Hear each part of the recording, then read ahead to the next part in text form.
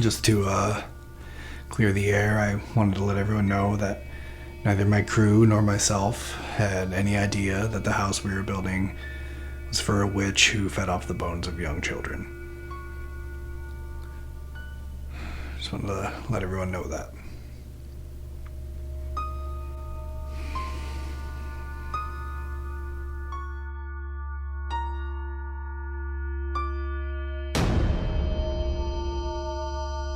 My dad, God rest his soul, was the one who introduced me to woodworking.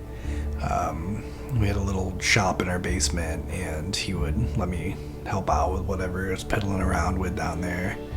And by the time I graduated, I was pretty good with a hammer.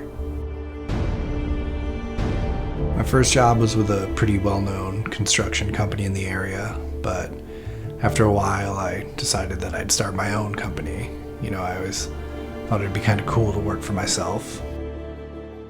Unfortunately, it doesn't matter how good you are if you don't know how to drum up business. I think in that first year, God, we did a couple of bathrooms, some decks, a few odd jobs here and there, but it was really starting to look like we were going to lose the company. And that's about when I got the call. I just remember this little old lady on the other end. She sounded like she must have been 100 at least, and she was asking me if I was interested in building her a house. It's like, you kidding me? Of course I'm interested, So I drive out there, and when I say out there, I mean it's out there, like in the middle of the woods out there. So already I'm trying to think of logistics, like how am I going to get the materials out there? How am I going to attach electrical, do the plumbing? And that's when she throws the curveball at me. She says, I want it to be made out of candy. I say, excuse me? Did you say candy? She says, yeah, candy. Sweets. So I start walking away, right? Thinking I got had or that this old lady's just completely lost her mind. And that's when she pulls out the envelope. It's filled with $100 bills. And I'm not talking about like a tiny envelope either. And the only thing running through my brain is, we're really doing this. Next thing I know, I'm knocking down the door at every baker in town. I need 4x8 sheets of gingerbread for drywall. I need sponge cake for shingles. I need sugar glaze for windows. Before I know it, I've got a cement truck out there mixing up icing for the mortar to tie this thing all together. Honestly, I felt like a madman, but the money kept coming, so I kept building. I tried to tell her, I said, hey, this thing isn't structurally sound. It's going to attract bugs. That it's not going to hold up to the elements, but she just wanted more. Gumdrop gazebos, fondant walkways, peppermint porches. So I just did what I was told, and I kept praying that code enforcement wouldn't catch on to what was happening out there, which they didn't, but, in retrospect, I kind of wish they had.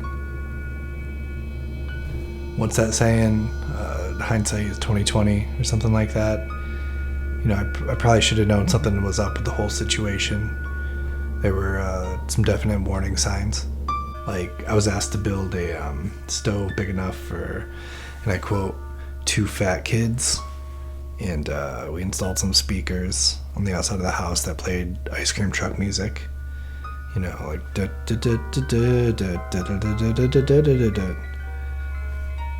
but I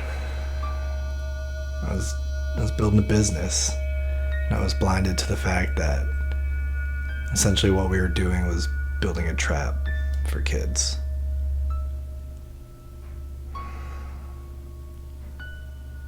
Luckily, though, at the end of the day, those kids survived, and I might have lost my contracting license, but I have a little shop in my basement now, and whatever I'm piddling around with down there, my little one comes down and helps out, so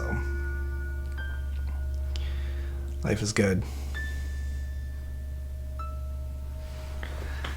Yeah.